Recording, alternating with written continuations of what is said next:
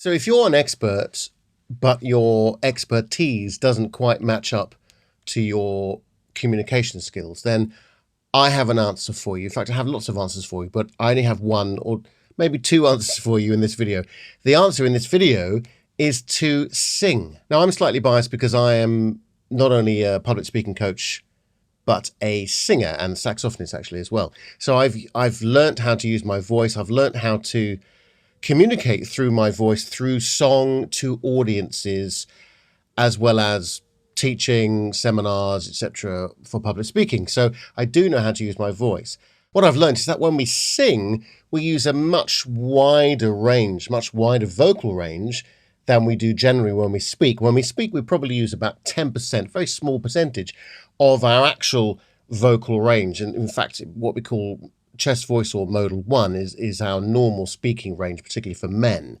There's a lot wider ranges that we could explore, but let's not go down there right now. So experimenting with different registers of your voice and the range of your voice and the dynamics of your voice will make you sound much more melodic and also in turn much more engaging to your audience. Your voice is an instrument, and in fact, the only difference between singing and speaking is that when we sing, we elongate the vowels. But when we speak, we separate those vowels with either glottal stops or consonants. So by practicing singing, what we can do is we can explore the vowel quality, the tonal quality within the vowels while we're elongating those vowels. And not only the tonality and the quality of the vowels, but the range, the melodic range or the intonation, melodic to intonation. So melody is singing and intonation is the same thing, but generally within speech. Well, Jimmy, I can't sing. I'm tone deaf. I really can't sing. Well, number one, very unlikely that you're completely tone deaf. Number two, it's more of a confidence thing. Number three, you haven't tried. So let's have a go. You don't have to be a trained singer. You don't have to be experienced singer. You don't have to be doing it for years.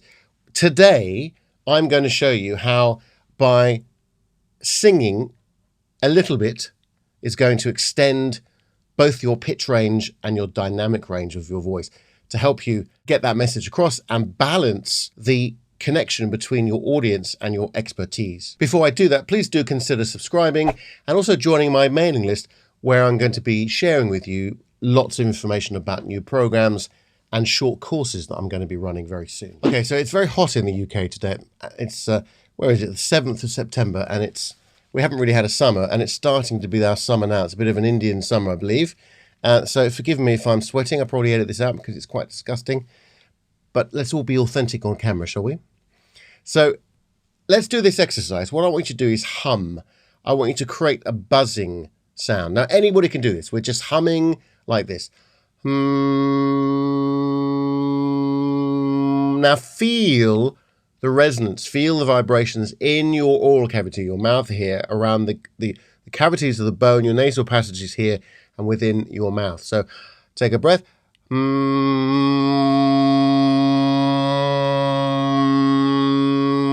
you might be able to hear some harmonics. So, for instance, if you can hear this,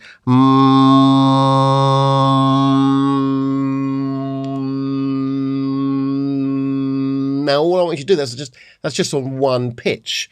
So we're going to go slightly higher and then slightly lower. So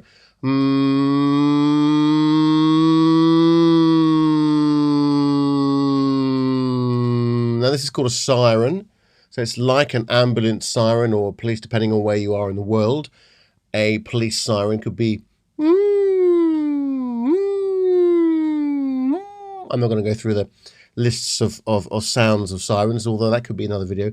If you're that type of person that would be interested in that type of video.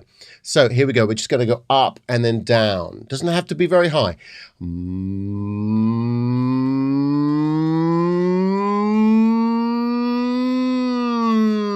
Now when we're speaking, we use a much smaller speaking range than we do when we're singing. No, but why not use a little bit more of that range? Because it's going to be more engaging. It's going to keep your audience interested and awake. So let's try that again.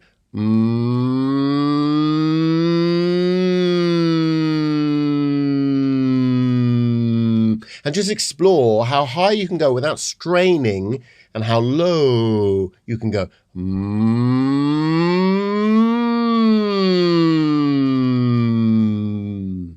So keep that going, but this time I want you to think about a phrase that you might say all the time. So it might be, hi there, could I get a cappuccino, please? Skinny latte, or whatever it might be. Something that you say all the time.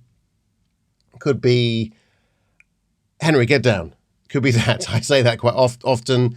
That's my dog, by the way, just in case you're worried or confused about that. Just to change that image in your head. Henry, get down. So I want you to think about that. And as you're thinking about the phrase, I'm not sure I'm going to use Henry, get down, but your phrase could be, hi, could I get a cappuccino, please? So,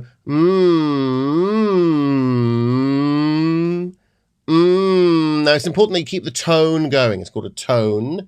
And we're going to try just to naturally find the pitch. This is intonation. So the intonation is the combination of pitches within a phrase, within a sentence or spoken phrase. So, can I get a cappuccino, please? Hi, can I get a cappuccino, please?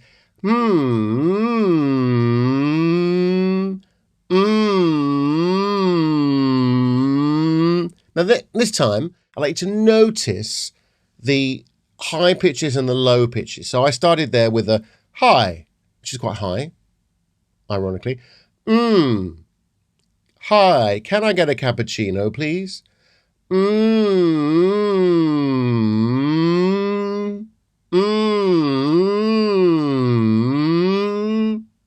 Nearly within the same octave, but anyway. So, now that'd be okay. Hi, can I get a cappuccino, please? That's fine. But if you're presenting and you want to create more energy, hi, good evening. My name is Jimmy Cannon. I'm a public speaking coach. It's going to be okay, but it's a bit flat. It's a bit monotone. It doesn't come across that you have the passion for your subject and that you're knowledgeable and you're an expert in your field. So what we're going to do is we're going to practice. Now, obviously, you can't go on stage, present and give a pitch to investors or your colleagues or clients and sing your presentation. That would be just ridiculous. But we can we can practice and explore that pitch range as we're speaking. So let's go back to the melody. Hi, can I get a cappuccino, please? Now try not to go and start every single syllable with, which would be a note if we were singing. Hi, can I get a cappuccino, please? Now that's called articulation, which is another thing entirely. But let's just concentrate on the pitch. Okay, so keep that tone going and join up the pitches. Notice the high ones. And this time, I want you to go slightly higher. So instead of going, I want you to go, okay?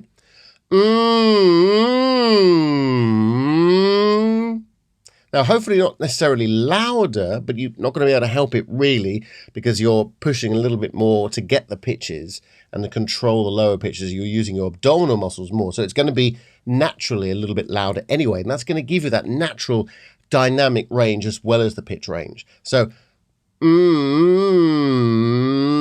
hi, can I get a cappuccino, please? I keep looking over there. There's nobody there apart from my wall. Hi, can I get a cappuccino, please? It's going to become... Hi, can I get a cappuccino, please? Now, it sounds a bit false, obviously. It sounds a bit unnatural, but practice, practice, practice. Hi, can I get a cappuccino, please? Sorry, were you before me? Hi, can I get a cappuccino, please? Now, you might want to soften the tone at that point, because otherwise it's going to sound like you're an actor. Hi, can I get a cappuccino, please? Excuse me, I'm playing Shakespeare next door. That's not going to be appropriate to your presentation, but it could be... Hi, everybody. Thank you so much for coming. I'm really looking forward to sharing my story with you, my experience with you today. See? So practice this when you're in the queue at Starbucks or any other coffee outlet and try to do it quietly, obviously. Otherwise, the person behind you is going to, or in front of you is going to think you're a bit strange. So practice it in the queue and just before you go up, and I want you to practice. I want you to see what the reaction is going to be from the person behind the counter. I promise you that they're not going to look at you strangely, and they're just going to accept the fact that you've got a very pronounced and engaging voice. Now, the thing about singing, as I mentioned before, is that we elongate the vowel sound. So if I sing what I'm going to say, I've got time to really concentrate on the vowel sounds. But we don't have that liberty, we don't have that freedom when we're speaking. But we need to practice and train our muscles to manipulate and to create more of a wider, more warmer tone to our sound, our voice. So we do that by singing. And one really easy exercise is called intoning. So this is singing, if you like, on one pitch. So it's like very, very similar to being a monk or a Buddhist monk, and they will pray on one pitch. Well, not pray necessarily, but they will chant on one pitch. Very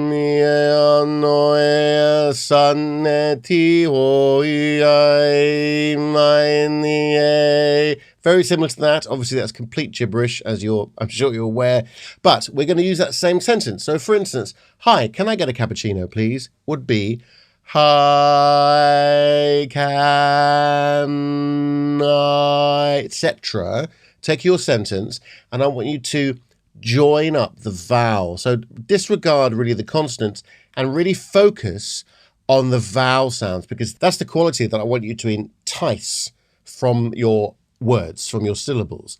And it will become habitual after a while. So just by practicing a short excerpt or sentence or a couple of sentences in your pitch or your presentation will do that. So say your presentation starts with, hi, my name is John Bloggs, and I'd like to talk to you about pigeons. So I'd like to talk to you about pigeons. I'd like to talk to you about... And as you're doing that, give your oral cavity, your mouth, an opportunity to really explore that sound. The more you can hear the sound, so the longer you can hold that vowel sound for, the longer you can hear the quality. And by hearing the quality, you can manipulate it and you can change it to the sound that you want. So if I want a very open, chesty resonance to my sound, I want to sound a lot more empathic, I want to sound a lot more caring and understanding to my client, for instance. It's going to be, yes, I absolutely appreciate what you're saying. Yes, I absolutely appreciate what you're saying. I really appreciate what you're saying. I do appreciate what you're saying. What we need to do is look at that from a different perspective. What we need to do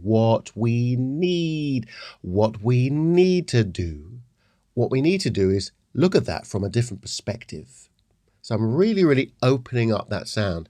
And I'm doing, to practice that, I'm doing it by intoning each vowel sound of that phrase.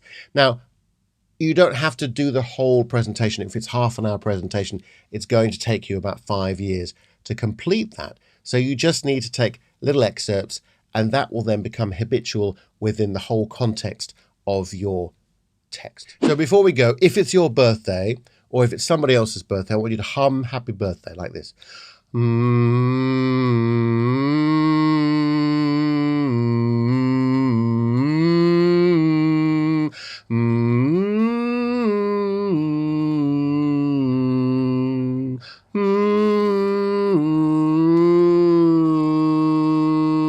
And you've just extended your whole speaking range. Speak soon.